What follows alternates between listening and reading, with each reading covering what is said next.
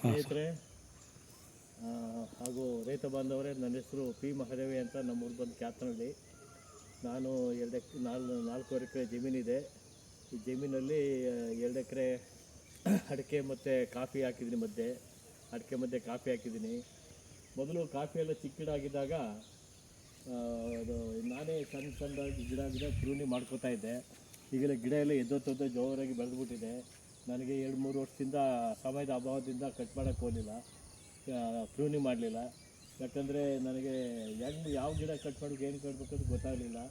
ಹಾಗೆ ನಮ್ಮ ಕೆಲಸಗಾರರು ಇಲ್ಲಿ ಹೇಳ್ಕೊಟ್ರೆ ಅವರು ಪಾಪ ಗೊತ್ತಿಲ್ಲ.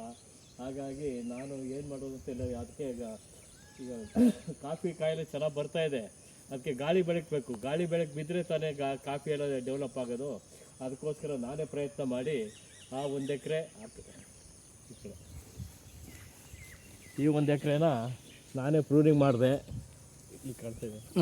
ಈ 1 ಎಕರೆನ ನಾನೇ ಪ್ರೂನಿಂಗ್ ಹಂತವಾಗಿ ಪ್ರೂನಿಂಗ್ ಮಾಡಿದೆ. 4 ದಿನಕ್ಕೇ 1 ಎಕರೆ ಮುಗಿಸ್ಬಿಟ್ಟೆ. ಹಾಗೆ ನೋಡಿ, ಈ ತೋಟ ಇದೆ. ಇದಂತೂ ಬೃಹತಾಕಾರವಾಗಿ ಚೆನ್ನಾಗಿ ಬೆಳೆದ್ಬಿಟ್ಟಿದೆ. ಹೀಗಾಗಿ ನನಗೆ ಇದನ್ನು ಕೂಡ ಪ್ರೂನಿಂಗ್ ಮಾಡಬೇಕು. ಒಂದೊಂದು ಗಿಡಕ್ಕೆ ಹೆಚ್ಚು ಕಮ್ಮಿ 1/4 ಗಂಟೆ ಅರ್ಧ ಗಂಟೆ ತಗೊಳ್ತಾ ಇದೆ.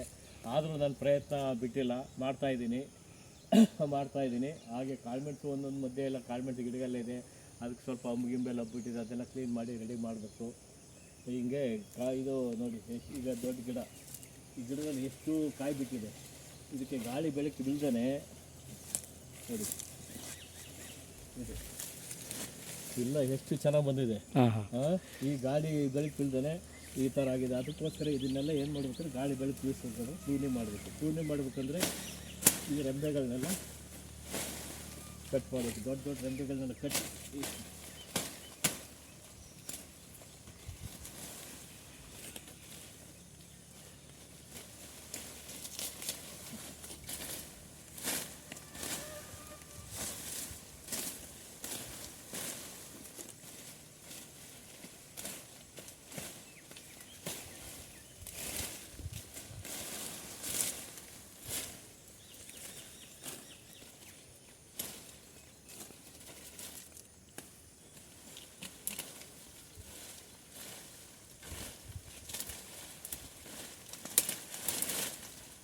ಅಡಿಲಿ ಒಣಕಡ್ಡಿ ಇರ್ತದೆ. ಒಣಕಡ್ಡಿ ಎಲ್ಲ ತೆಗಿಬೇಕು.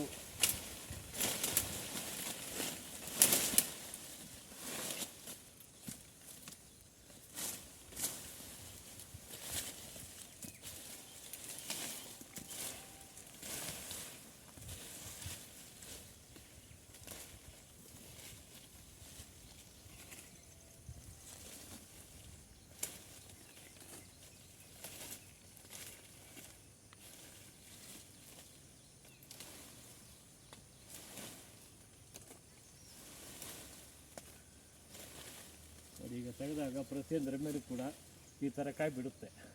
ಸಾಕು ಸರ್.